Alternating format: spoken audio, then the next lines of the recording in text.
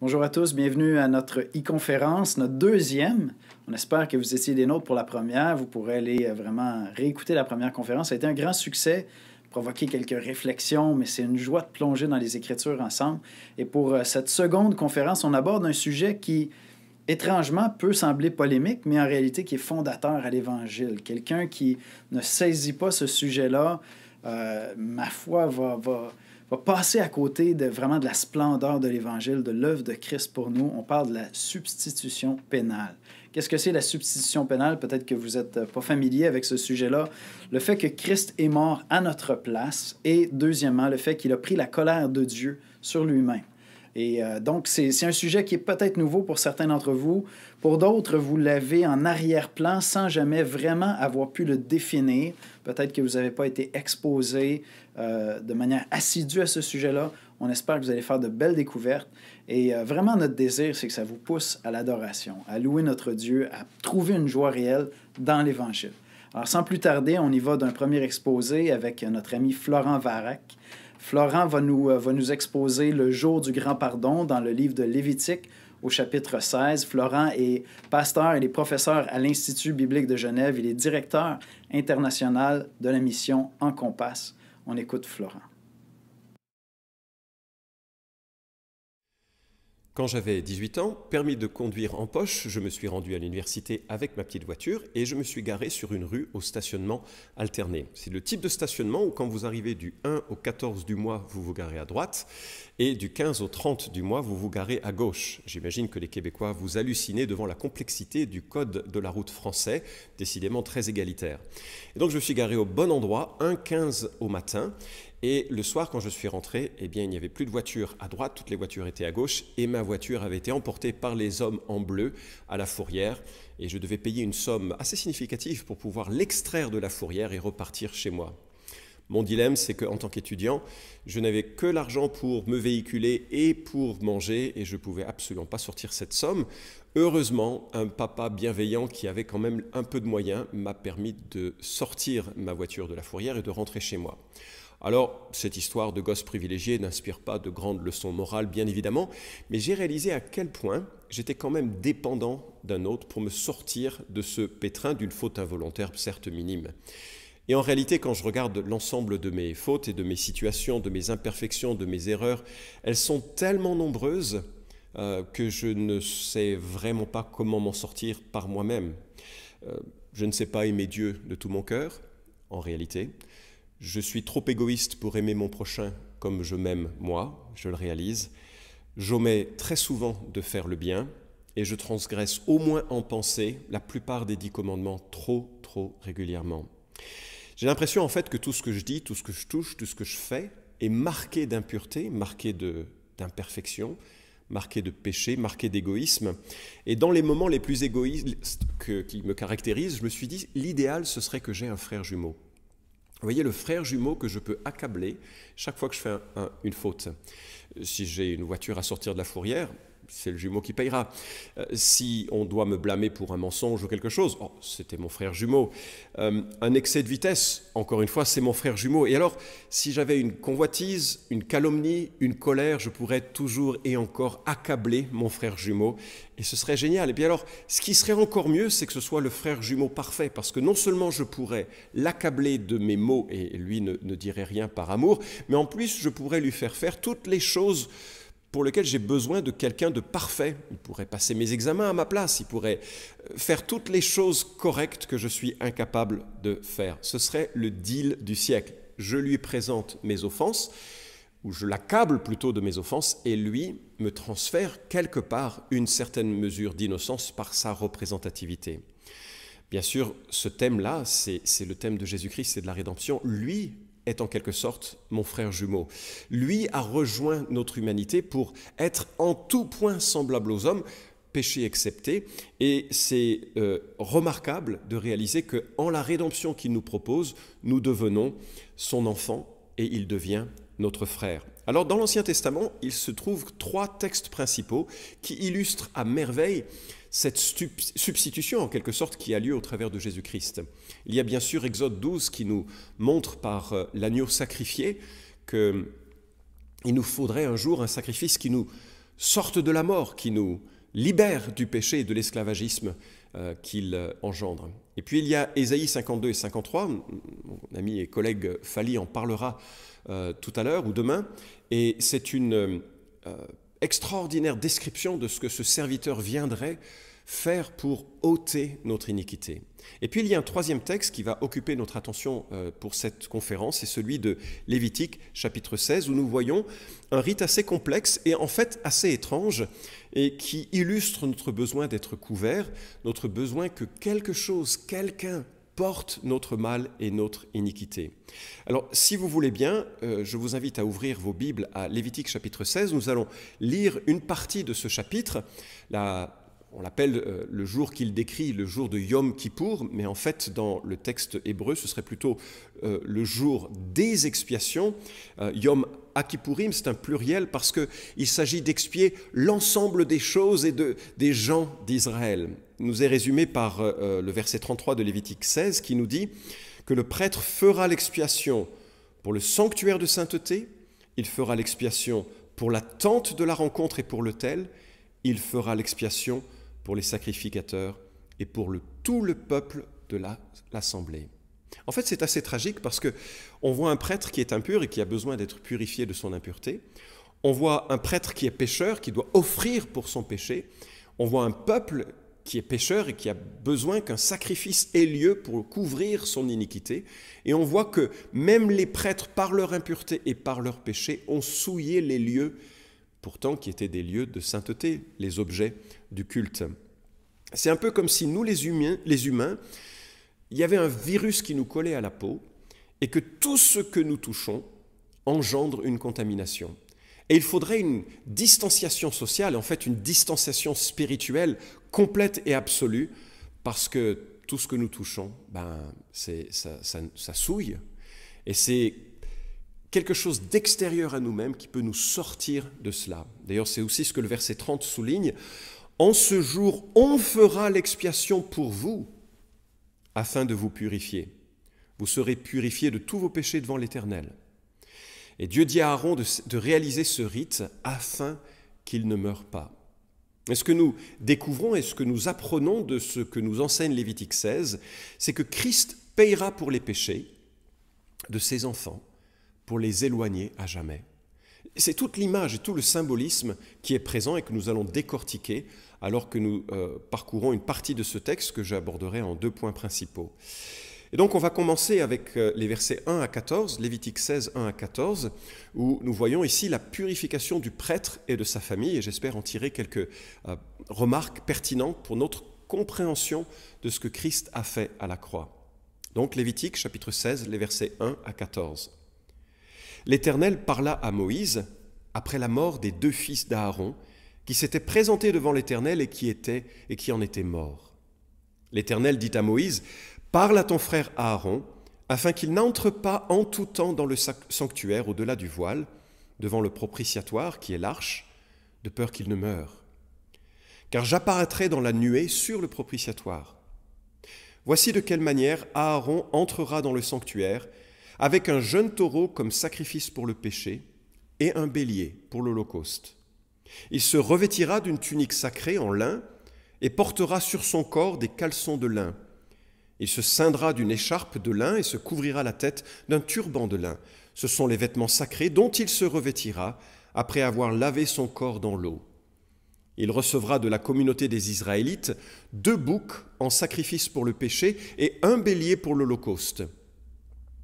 Aaron offrira son taureau pour le péché et fera l'expiation pour lui et pour sa famille. Il prendra les 2 boucs et les placera devant l'Éternel à l'entrée de la tente de la rencontre. Aaron jettera le sort sur les 2 boucs, un sort pour l'Éternel et un sort pour Azazel.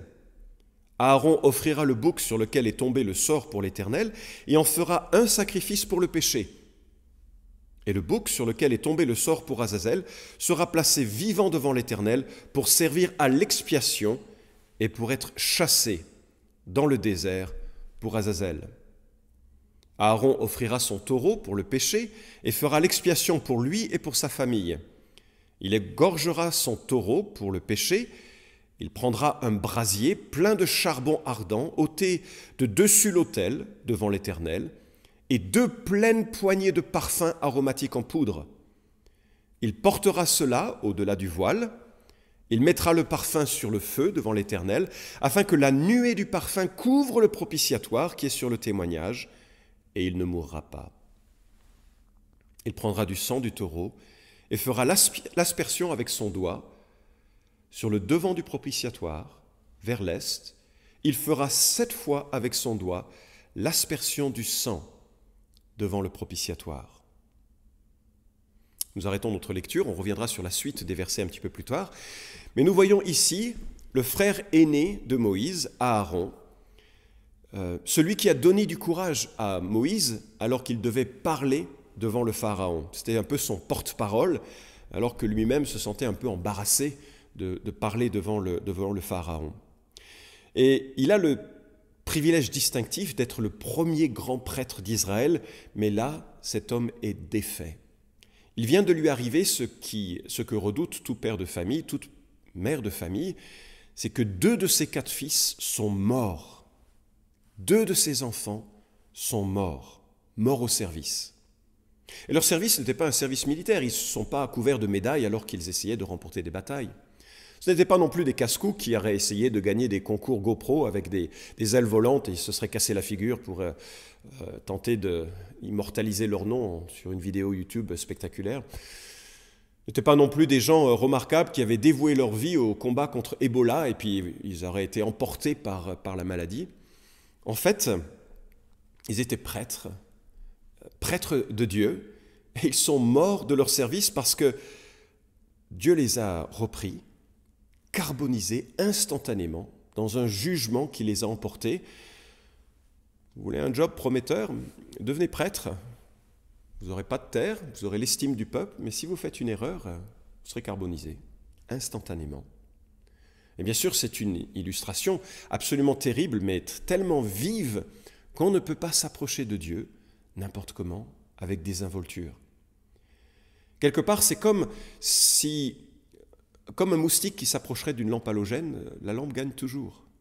Nous, en tant qu'êtres humains, dans notre impureté, dans notre faute, nous ne pouvons pas nous approcher de la sainteté, de la justice et de la perfection de Dieu comme nous voudrions ou avec des involtures. Alors je m'imagine Aaron, les cheveux un peu ébouriffés, le regard perdu. Ses 2 fils sont morts et Dieu lui demande, et une tradition juive nous dit que dès le lendemain de la mort de ses fils, Dieu lui demande de faire ce rite. Et le nom de ses fils ne sont même pas mentionnés, comme si c'était pour souligner un défaut de surveillance d'Aaron, parce que lui était le grand prêtre. Lui devait veiller au respect des instructions qui étaient données. C'est Lévitique 10 qui nous rapporte l'incident.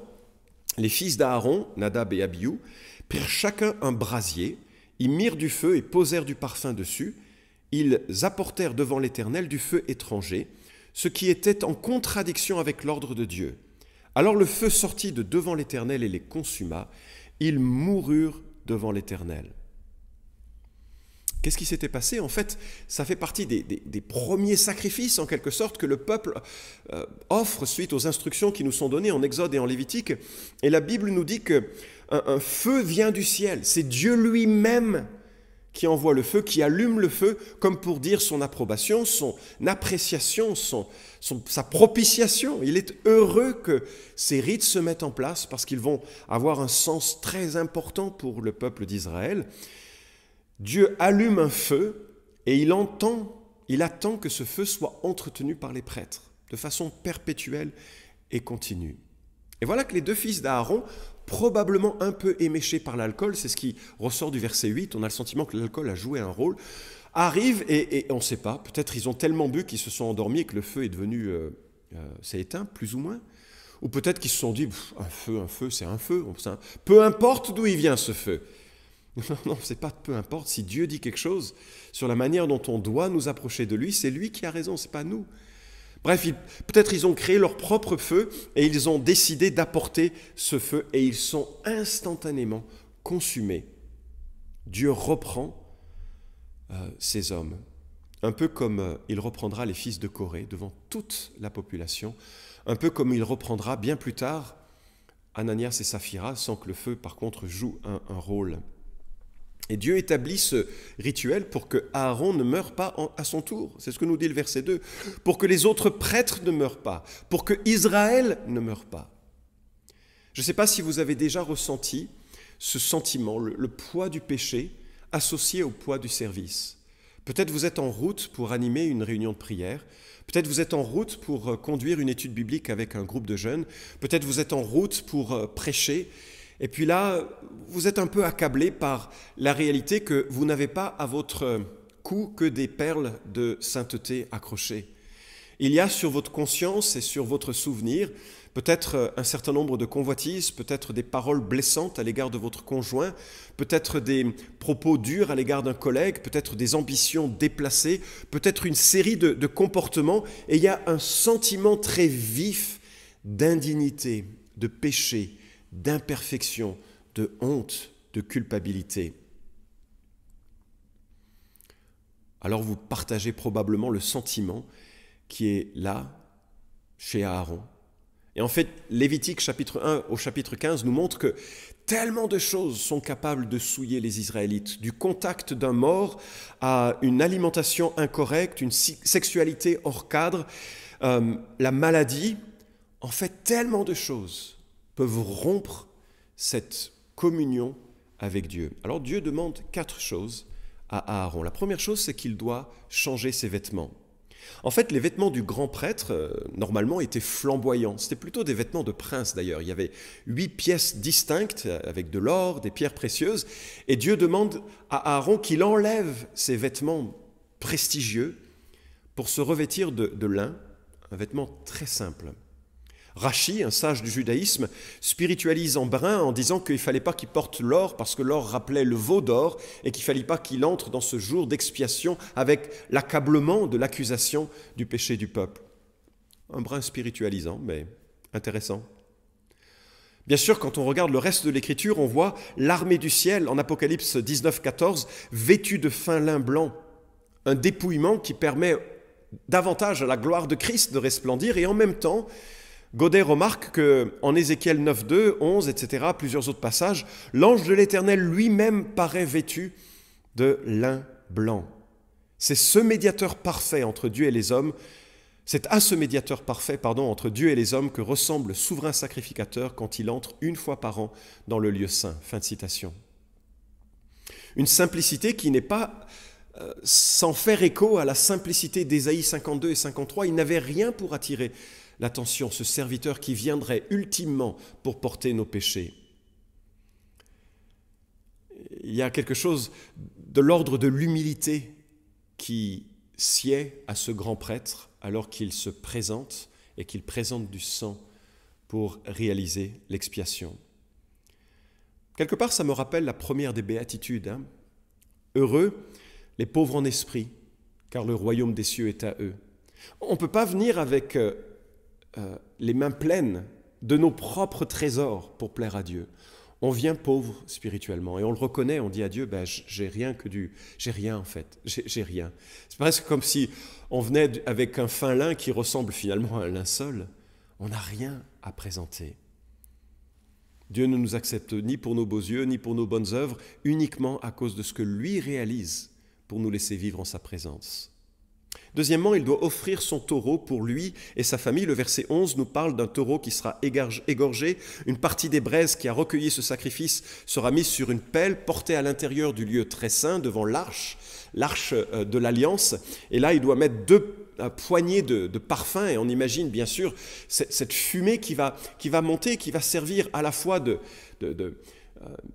presque de symbole de prière et d'offrande, mais aussi ça va masquer la présence de Dieu et éviter que Aaron ne meure dans la présence de Dieu. Ça va servir d'écran, de distance, et il ne mourra pas, verset 13.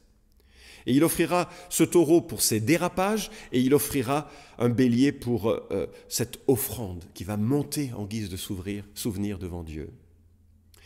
Troisièmement, il doit recevoir 2 boucs du peuple. On va développer davantage ce qui va se passer de ces boucs. Mais il nous est dit que Aaron offrira son taureau pour le péché et il fera l'expiation pour lui et pour sa famille. Et c'est là où nous retrouvons pour la première fois dans ce texte le mot expier, un mot qui est assez fréquent dans l'Ancien Testament. On le trouve à presque un peu plus de 200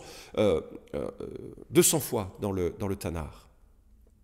Dans son sens le plus immédiat, concret, il signifie couvrir ou recouvrir. Sa première utilisation nous montre le bitume qui recouvre le bois de l'arche de Noé, qui va permettre d'étanchéifier ce bateau qui va sauver la vie. La seconde utilisation de ce verbe révèle un sens un peu plus symbolique. Jacob est effrayé à l'approche de son frère Ésaü, qui l'a trompé, et donc il lui envoie des cadeaux pour l'apaiser. Genèse 32, 20. Et là, l'idée, c'est de couvrir la colère, de la calmer, de rendre propice son frère. Et il y a un paiement qui est réalisé, il y a une sorte de rançon qui est donnée. Ta joie, ton sourire pour le prix de ces cadeaux. En Exode 21, 30, il s'agit carrément d'une rançon pour le prix d'un homme mort accidentellement sous le coup d'un bœuf. Un linguiste dit que ce terme signifie expier par l'offrande d'un substitut. La grande majorité des utilisations du terme concernent le rituel des prêtres qui aspergent le sang des sacrifices pour faire expiation de l'adorateur. Il y a 49 utilisations de ce mot en ces termes, rien qu'en Lévitique, et on n'en trouve aucun autre sens. Il ajoute, le sacrifice d'animaux dans la théologie de l'Ancien Testament n'était pas seulement une expression de reconnaissance envers la divinité de la part d'un peuple élevant des troupeaux, c'était l'expression symbolique d'une vie innocente donnée en échange de la vie d'un coupable. Et finalement, on a besoin d'être couvert, on a besoin qu'une rançon soit payée. Cette notion de couverture, de que quelqu'un qui couvre notre honte et notre péché, elle est innée en nous depuis que l'homme, conscient de sa nudité, a cherché à se couvrir lui-même par ses propres vêtements, des vêtements de feuilles. Puis tu enlèves ça, ce n'était pas une question de mode, mais il le couvre de la peau d'un animal. Presque un témoignage d'un sacrifice qui viendrait pour couvrir cette honte. En fait, Dieu seul peut annuler ma dette et il le fait au moyen d'une substitution. Lévitique 17, 11 le dit clairement, « Car la vie de la chair est dans le sang, je vous l'ai donné sur l'autel afin qu'il serve d'expiation pour votre vie, car c'est par la vie que le sang fait l'expiation. » On ne peut pas être plus clair. Et Hébreu se fait l'écho de cela.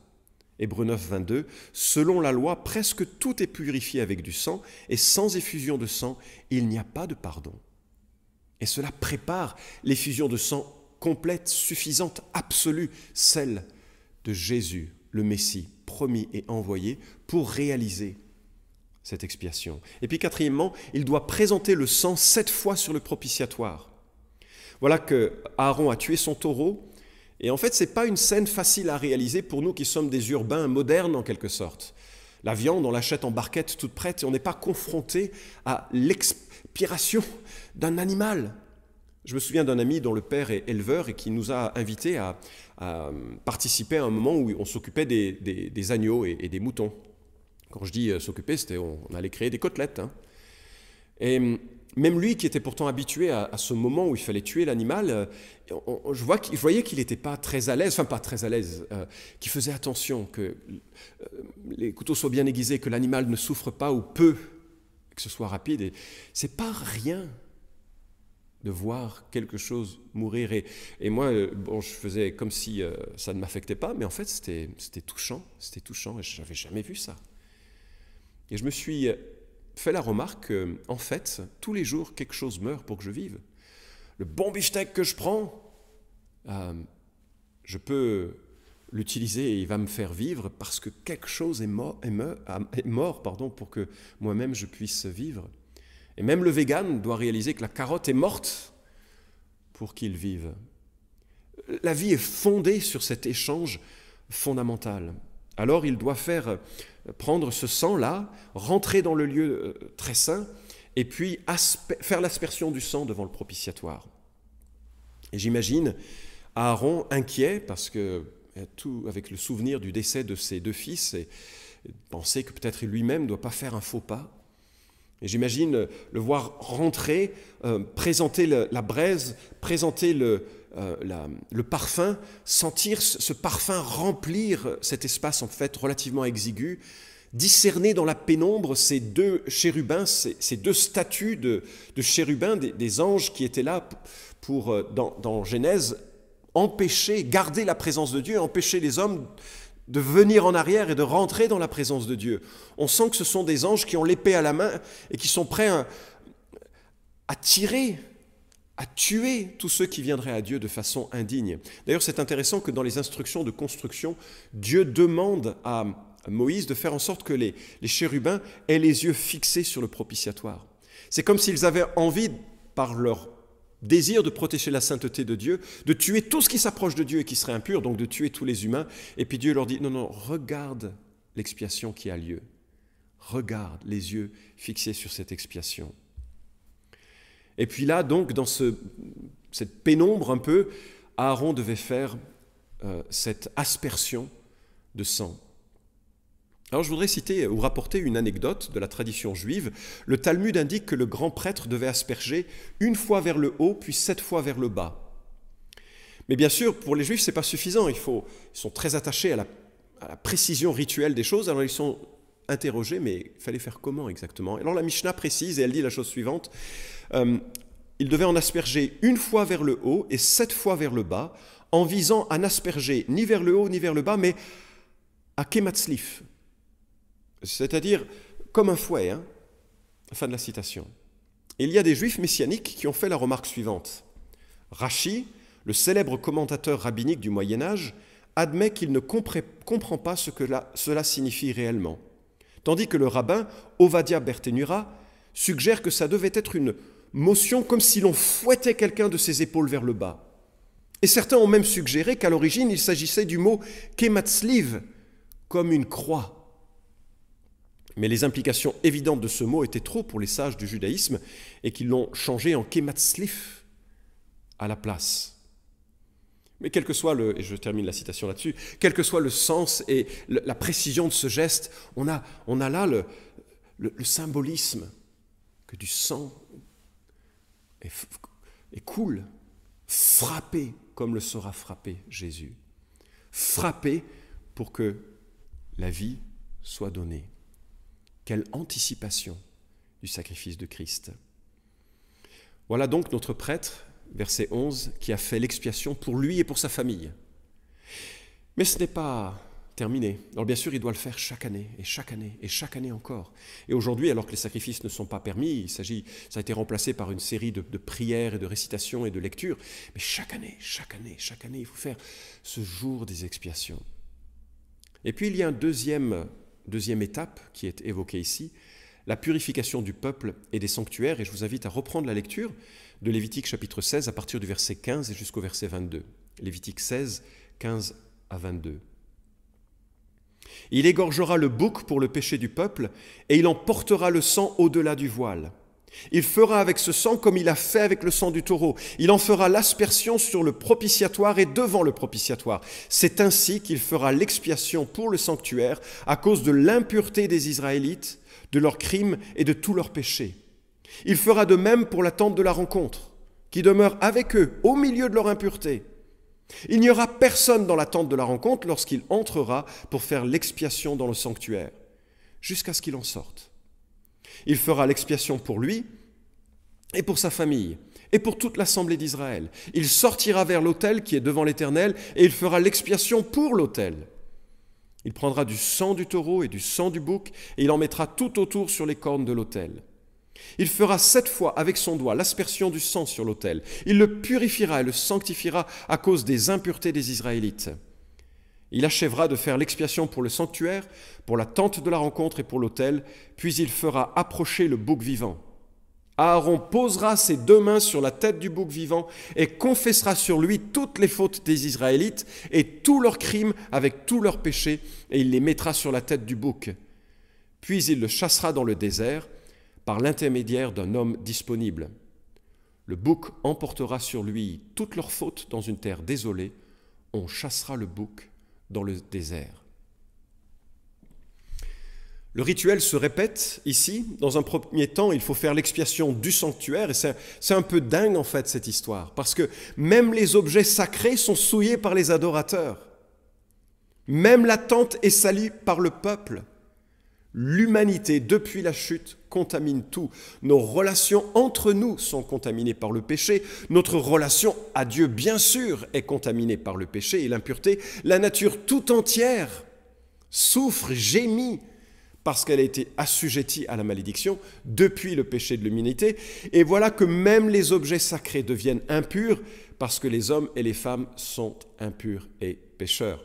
Je ne peux que souligner le contraste avec Jésus qui, lui, quand on le touche, la personne impure, qu'il soit un lépreux ou une femme affectée de perte sanguine, sont rétablis dans leur pureté. Jésus n'est jamais contaminé par l'impureté des hommes. Au contraire, il contamine de sa propre pureté. Bref. Donc, verset 20, il achèvera de faire l'expiation pour le sanctuaire, pour la tente de la rencontre et pour l'autel. Et c'est là où on retrouve nos deux boucs qui ont été évoqués dans le début de cette lecture. L'un est sacrifié et c'est par le même chemin, les mêmes gestes pour l'expiation du grand prêtre, sauf que cette fois-ci, c'est pour le peuple. Le verset 17 nous le dit, il fera l'expiation pour lui et pour sa famille et pour toute l'assemblée d'Israël.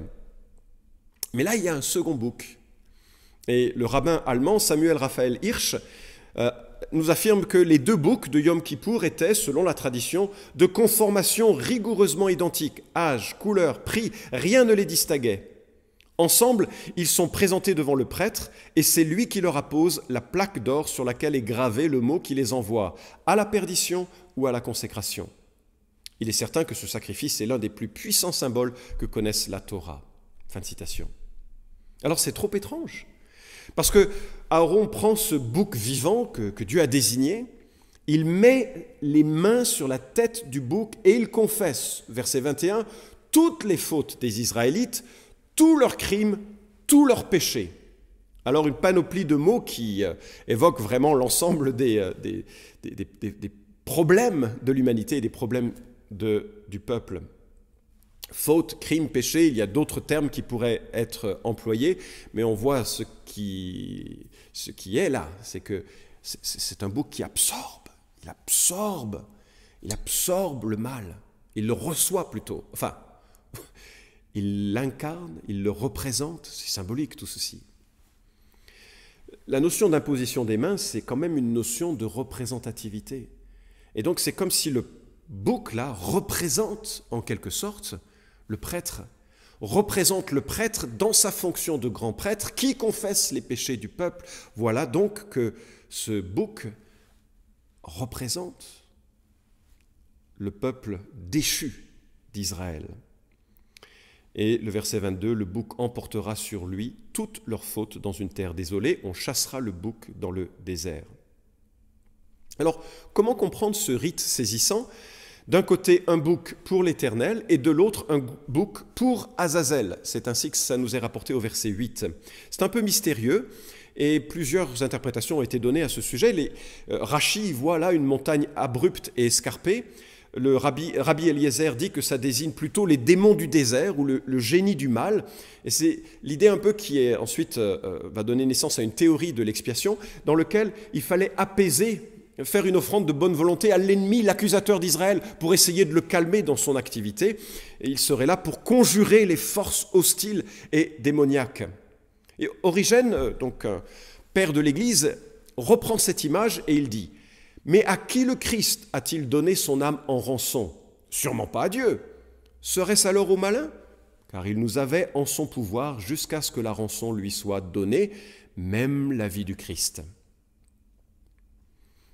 Alors, qu'il soit bien clair, la Bible ne parle nulle part d'une rançon payée au diable. Et ce n'est vraiment pas une bonne piste.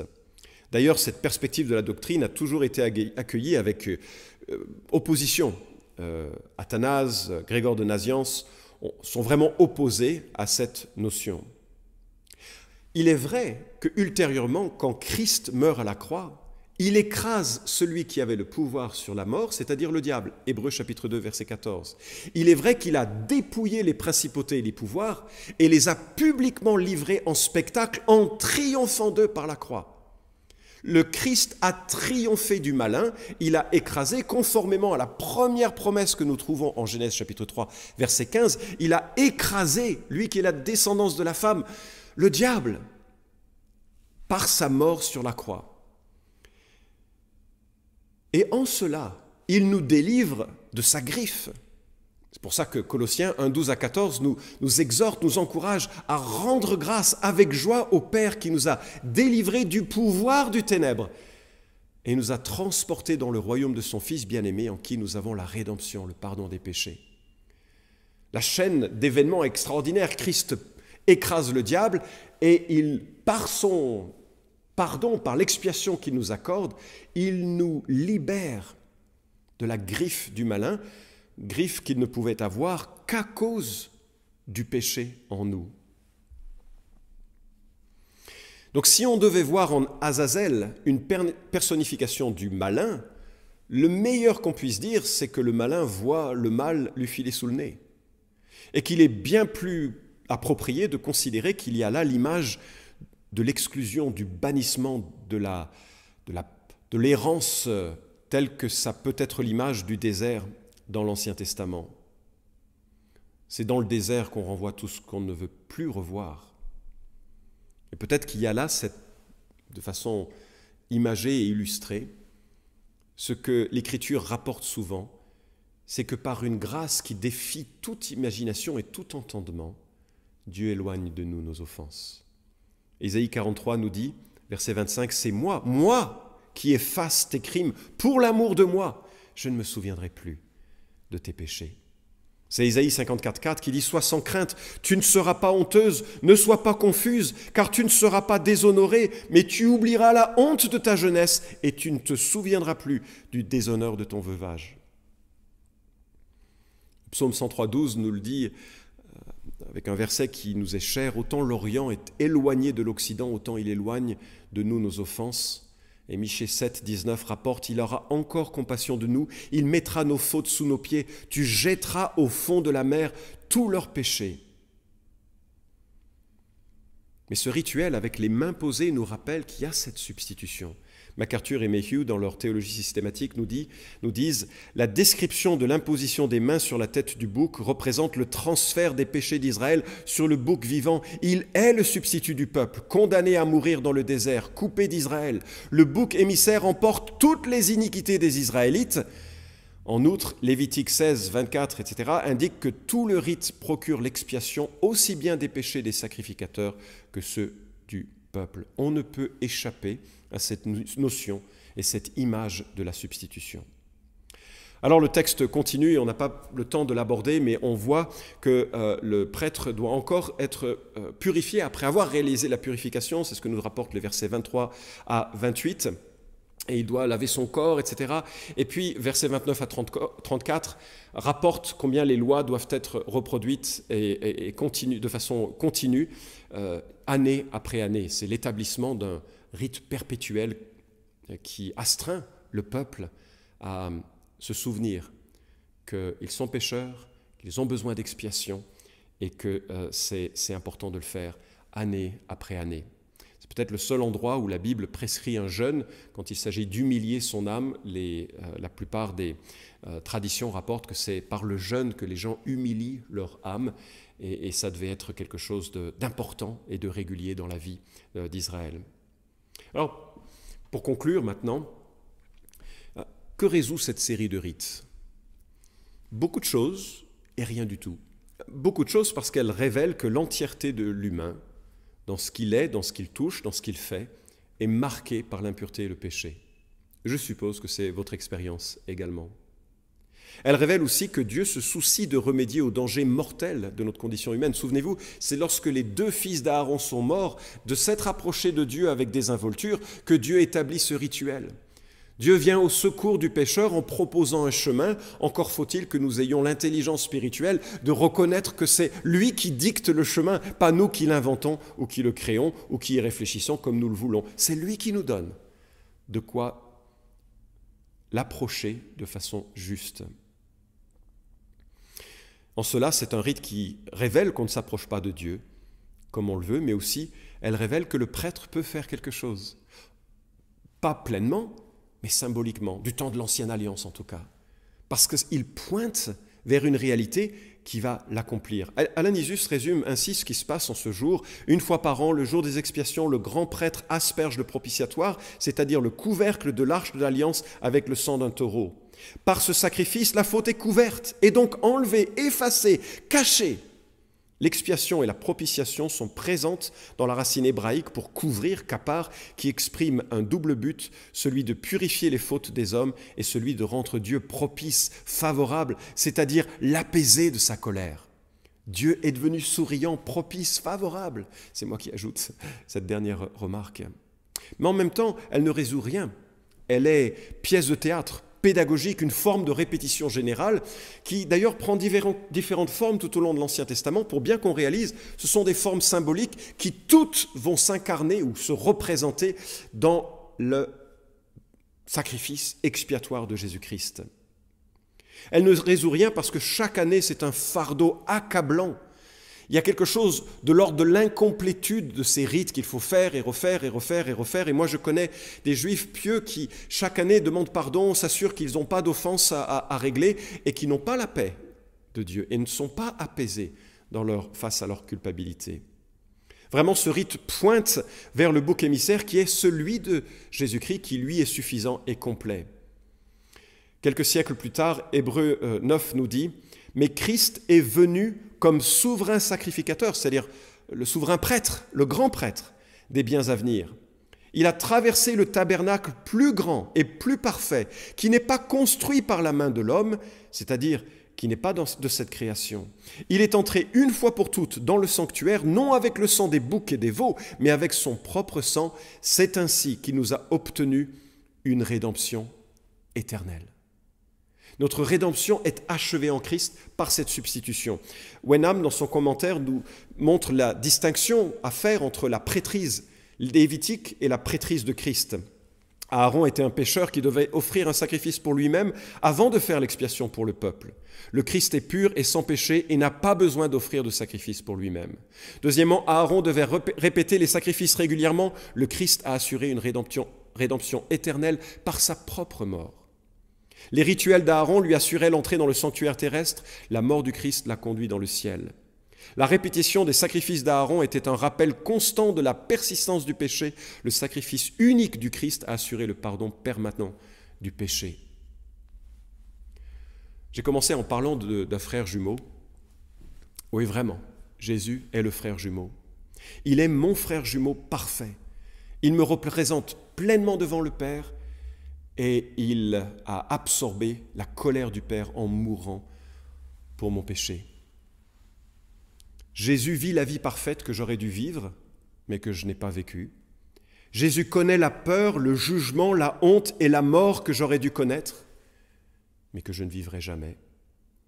Jésus ressuscite pour une vie que je ne devrais pas vivre, mais que je vivrai éternellement. Sa vie pour la mienne, ma vie par la sienne. Jésus est le juriste qui me défend. Il me demande seulement d'admettre ma faillite spirituelle et que ma confiance en lui sont complètes et exclusives. Ça, c'est l'Évangile. Et si vous voulez compléter ce que je viens de dire de Lévitique 16, lisez Hébreux 9 et Hébreux 10. Et je termine sur ces quelques citations. « Car si le sang des boucs et des taureaux et la cendre d'une génisse qu'on répand sur ceux qui sont souillés les sanctifie de manière à purifier la chair, combien plus le sang du Christ, qui, par l'Esprit éternel, s'est offert lui-même sans tache à Dieu, purifiera-t-il notre conscience des œuvres mortes pour que nous servions le Dieu vivant. Voilà pourquoi il est le médiateur d'une nouvelle alliance, afin qu'une mort ayant eu lieu pour le rachat des transgressions commises sous la première alliance, ceux qui sont appelés reçoivent la promesse de l'héritage éternel. » Chapitre 10, verset 14, « Car par une seule offrande, il a rendu parfait à perpétuité ceux qui sont sanctifiés. »